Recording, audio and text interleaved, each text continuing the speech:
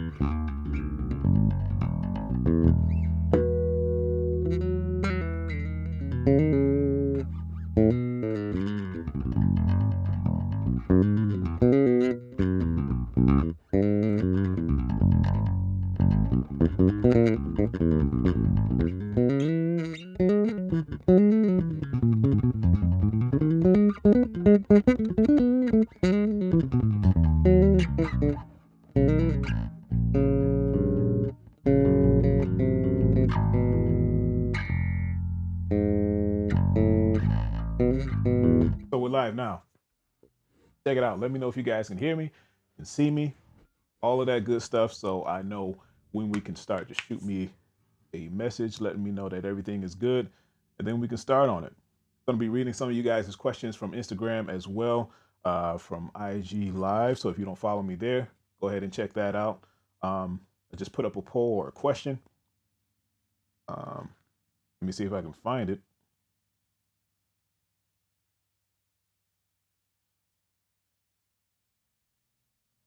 Hard to find this stuff through Instagram.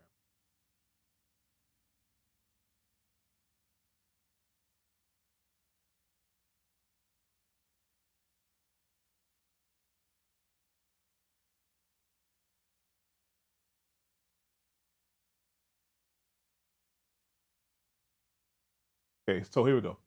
We got a few questions, right, on Instagram. Wow, we got more than a few questions on Instagram. So I'm going to be trying to respond and get to all of you guys' questions. I wanted everyone to be able to join in today, to be able to lock in and just join the chat and ask me whatever you want to ask me during this time frame. We won't be long. I don't like to have drawn out classes, and just like to get to the point and answer you guys' question as good as I can, or as well as I can. So we got one question. Say, hey, Derek from Nigeria. What's going on, people? What is going on?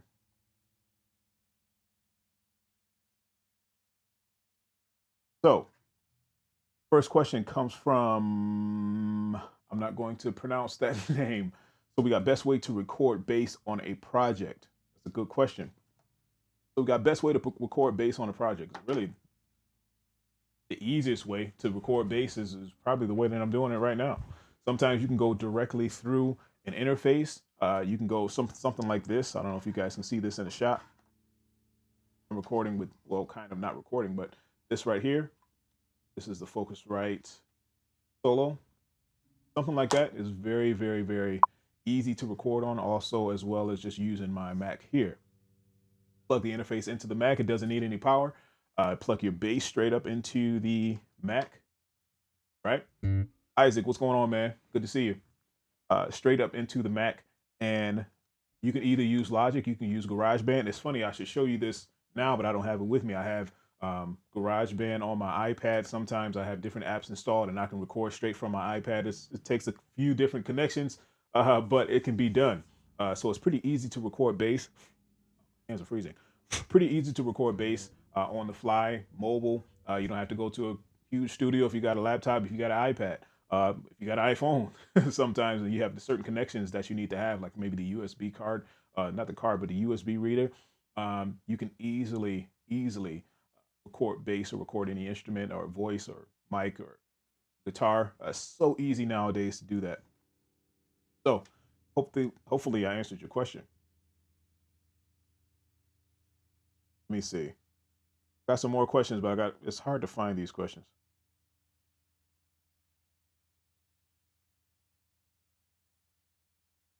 Here we go. So wait for a few more people to come in. I just sent out a notification or a blast to give the link to this video.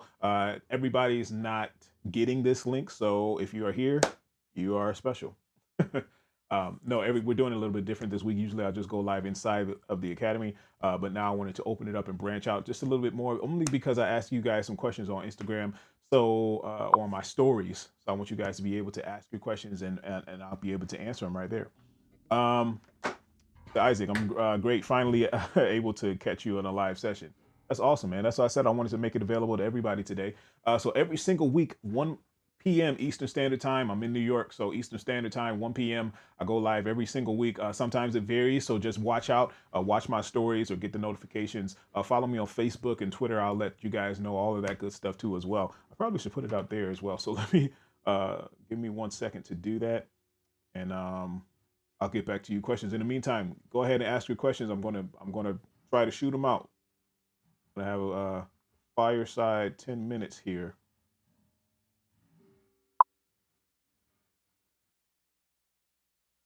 So Soul Keys, give me 1 second. I see your question, man. I see your question. I'm gonna get to you, man.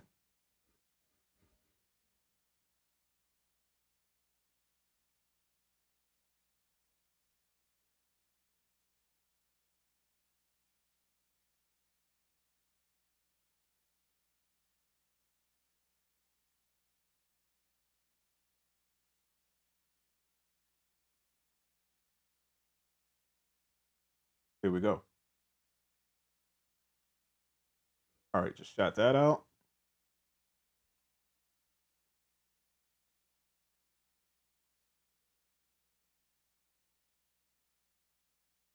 Sorry, guys. I'm just pushing this out.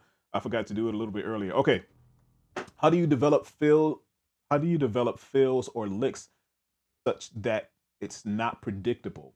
As far as it not being predictable to whoever's listening or to yourself, because that can be taken two different ways. So I'm going to answer the way that I think you're asking the question. So that is not predictable, or that is not the norm, or it's not common for you to play. Sometimes a lot of the licks are open.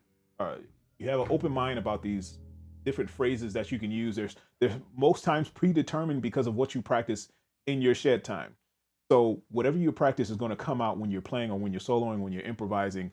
Some of the licks are spontaneous, but they're only spontaneous. They have to come from somewhere. So I practice these different elements, these different exercises, these triads, these arpeggios, to put them all together. Sometimes in a spontaneous moment or on the fly live, I'll be able to piece something together that I've never done before. But there's still the fundamentals of it. It's still there. I'm still able to piece what I've done before, because, like I said, it has to come from somewhere. So to develop the licks and fills that's not predictable, I think that's pretty tough to for them not to be predictable. But to just make sure you have your library full of things that you can pick from and choose from. Sometimes they intertwine with each other. You can combine a lick here, combine a lick there. I was just playing an exercise, an arpeggio from a lick that I created. It was just it's not necessarily I created it, but it's a simple triad going into something else. I'll show you here.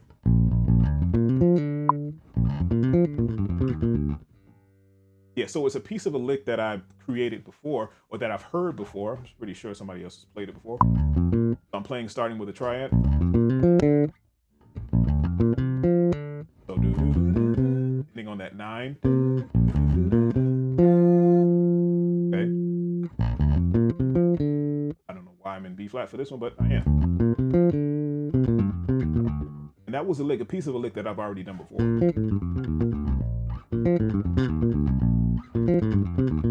But I just pieced together a triad in the beginning. And I created an exercise out of it. So a lot of my exercises, or 90% of my exercises that I create, turn into licks, because they can be used for licks. I try to diatonically make them pleasing so they can be used in another format, right? So hopefully that answers your question.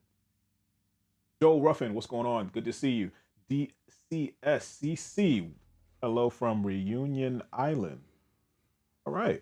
Hold on, wait. I'm getting you guys' questions. They're coming in pretty fast.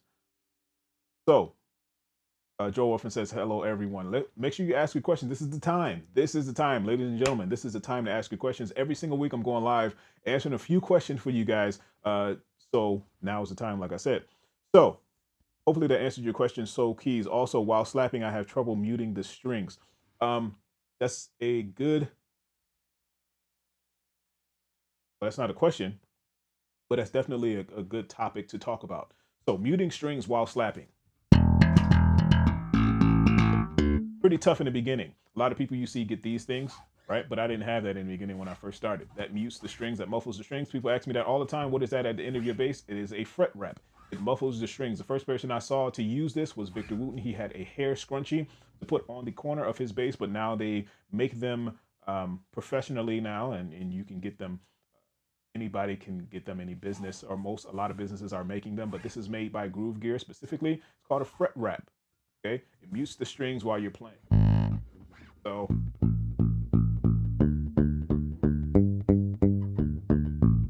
that's what it does. Without it, see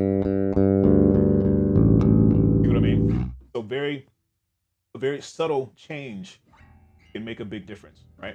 But if you don't have that, just try executing one string at a time. And I always tell people, just make sure you go up and down with one note before you can start off a groove or a lick or a riff or anything like that. You start going fast and trying to do all of those tricks and, you know, slap tricks and things like that.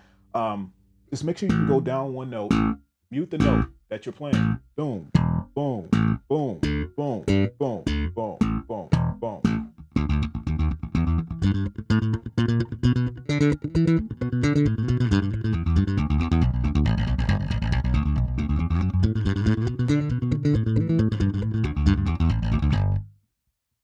Just making sure, if you notice closely, I'm actually muting with my left hand. So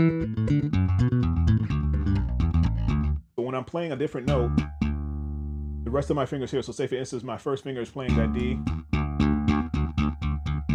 It happens very quickly. Lifting off the string, coming back down. Or keeping my fingers so close to the fretboard to where the string doesn't have a chance to ring out.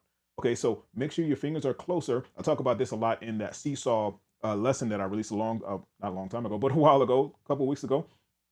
I'll talk about that in the seesaw thing, making sure your fingers are closer down to the fret. You don't want that, you know, that lifting up action of moving your hand.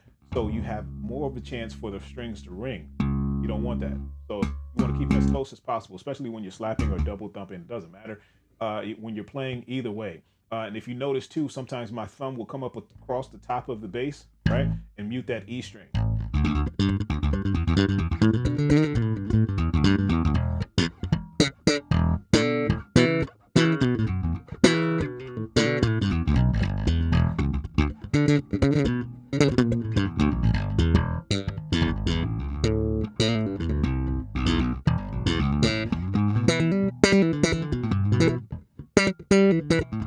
Sometimes I don't get it right all the time.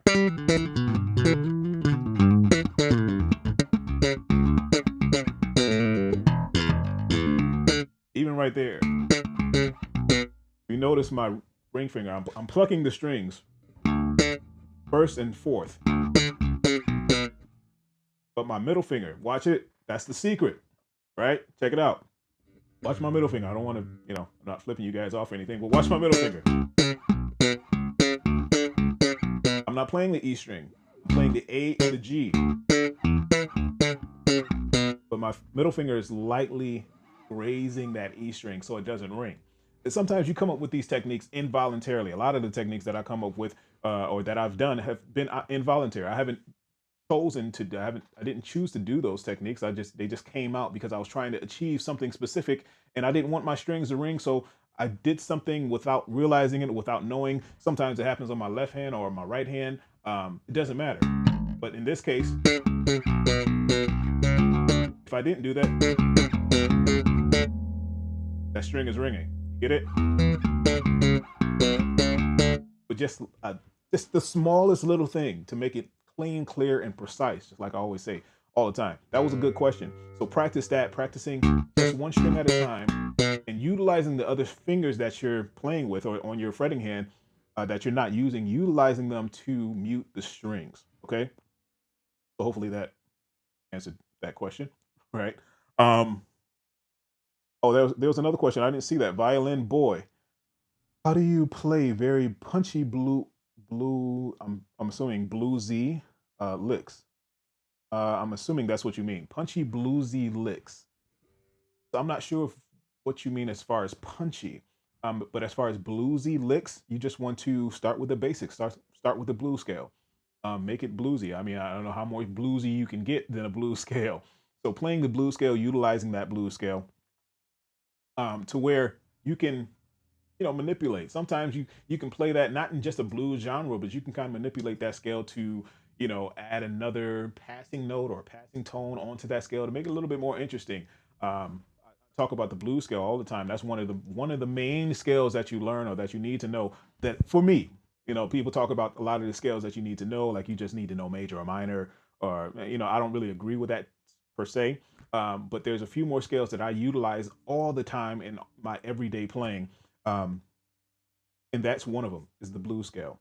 And if you don't know the blues scale, it's made up of the root note, so starting point, root note, minor third, okay, minor third from that root note, the fourth, the sharp four, five, or the flat five in the five, right, and then the flat seven, okay, root, flat three or minor three, four, sharp four, five, flat seven. Okay, so you can utilize that and run it up and down the scale, either playing it two octaves or one octave.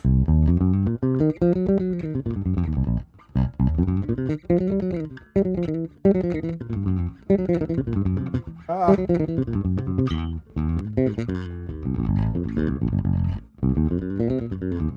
You can play with it.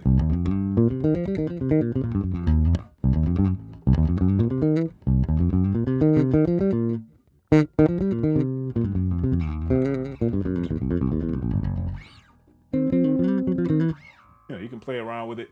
Just that passing tone, that's what makes it bluesy. That sharp four. You get the idea. Okay, so just start with that. Start with that and just kind of play around with it with different sections and different areas of the bass. So hopefully that answered that question. So, let's take another question from Instagram. Let's do that. Another question from Instagram. Let's do that. Let's do that.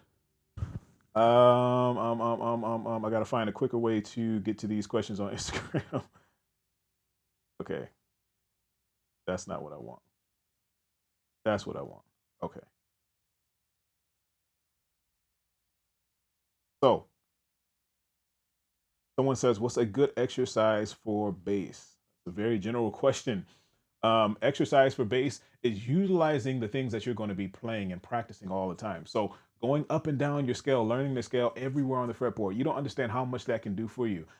And the fact that you probably hear, learning your scales all the time, that's probably something that you don't want to hear. But at the same time, that's what music is made up of. It's made up of the scale. So why not know that around your instrument to be able to be more comfortable and more flexible with your playing?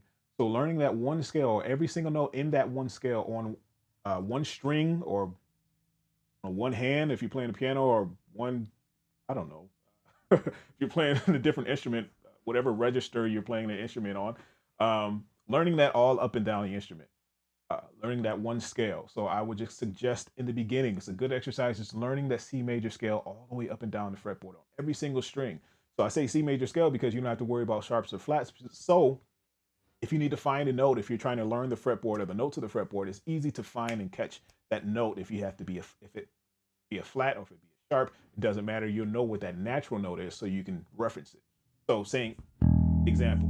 So all the natural notes in the scale, C major scale, you got E, you got F, you got G, B, C, D, E, F, G, A, B, C. Okay, you see what I mean? So all of those notes, I played the C major scale starting from the lowest note from that E all the way to C up here. I couldn't go to E, I don't think. Oh yeah, E right there. So I can go all the way up to E, from E to E on that one string. Do the same thing. Try to go from A to A on the next string. So A, B, C, D, E, F, G, A, B, C, D, E, F, G, A. Okay, so going all the way up, depending on if you have this many frets on your bass, but try to go from that note, those natural notes, to every single natural note inside of it, on every single string, so you don't get lost. You won't ever get lost. So that's one of the best exercises that you can possibly do when learning a bass, when learning the bass. Okay, so One more question from Instagram. Now's the time, guys. Now is the time. Now is the time to ask your questions. Get this next question out of the way.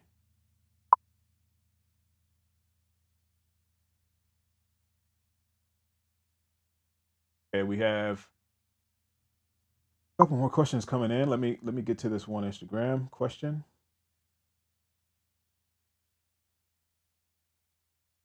Wow, I gotta get quicker at this, guys. I'm the worst. Moving around. Okay, here we go.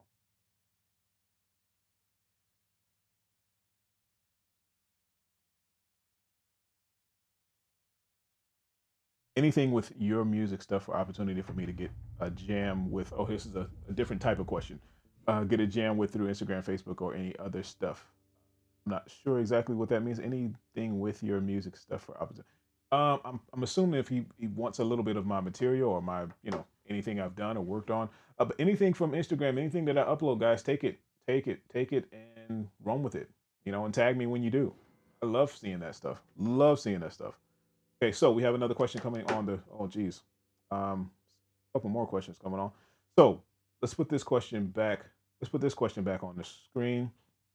How do you work on your groove in a simple C major scale? It's fairly simple, just using the C major scale to your advantage. So say if you have a groove in a major key, so like a 1-3-5 type of thing, or a triad, you know.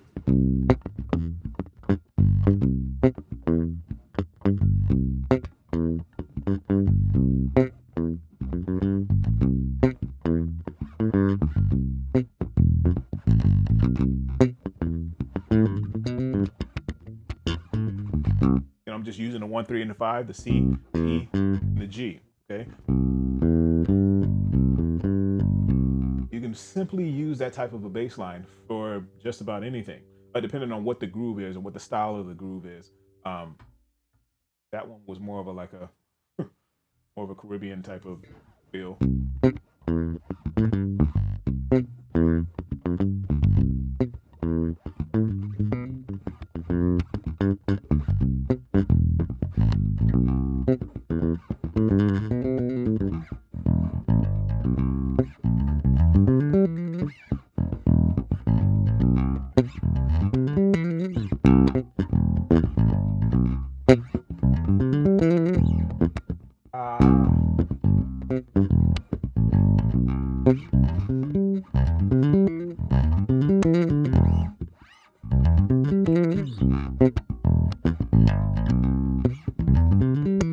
I'm utilizing what I showed you earlier. If you guys weren't tuned on earlier, so I'm utilizing that exercise that I did, and it's a major exercise. It's a triad, and I'm putting the 9 on the top on the D, and then the G, which is the 5th, and then coming back down, up, and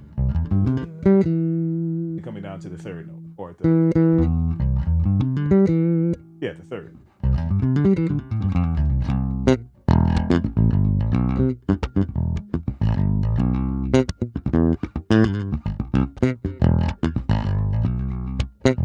So I'm utilizing the notes of the scale. So I might add that A in there, which is the 6th note of the scale. That's very common as well.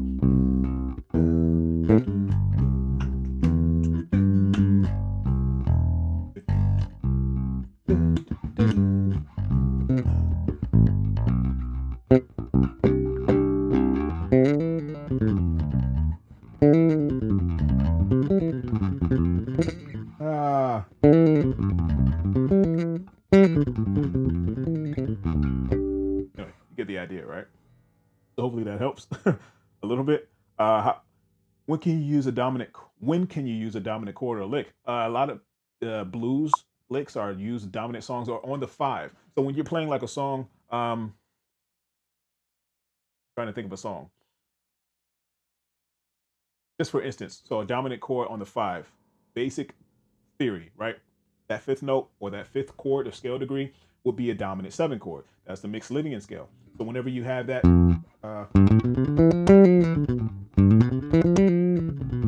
staying in the key. I'm still in the key of C. All right. So if I were to go to the 4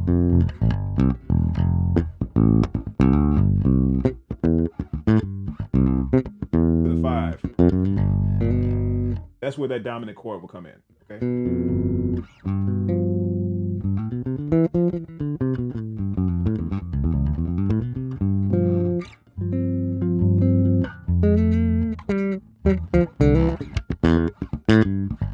So right on the G, okay, right on that fifth note, that's the dominant chord. Usually you'll see that on the 5.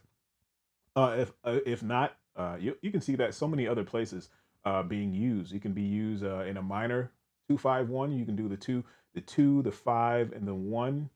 Usually the 2-5-1 in a minor key is, minor 7 flat 5. Then the 5 would be the dominant 7 chord. You can do that as a substitute as well, or secondary dominant. All right, so.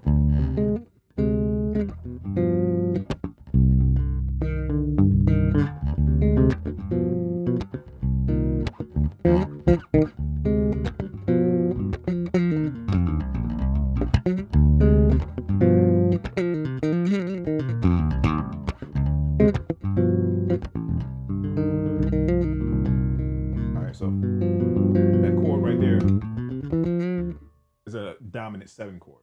Okay. Hopefully that answers your questions. I got maybe one or two more questions, guys, and then I gotta head out. Okay, so let's do this.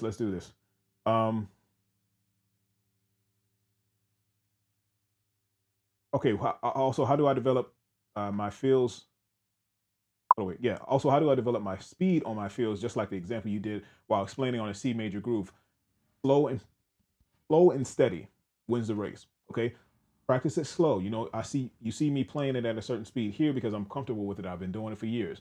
But slow and steady. Make sure your notes are clean, clear, and precise. Don't worry about speed versus precision. Like get it down clean, get it clear, and then move on over time. Once you get it clean and clear, and all the notes are coming out like you want them, and you can hear them clearly, go ahead and move up that speed or increments as far as a metronome. Practicing with a metronome.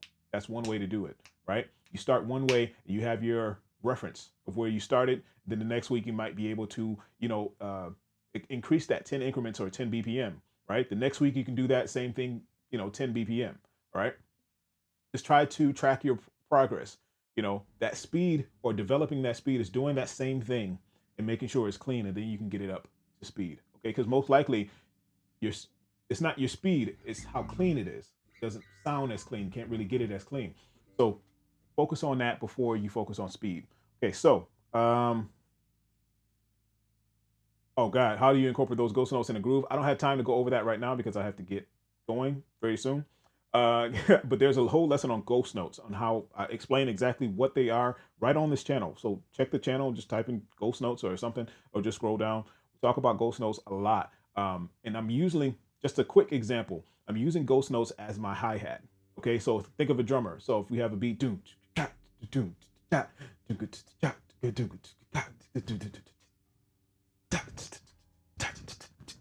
so I'm using ghost notes as my hi-hat. You might not hear them, but they're going to come out.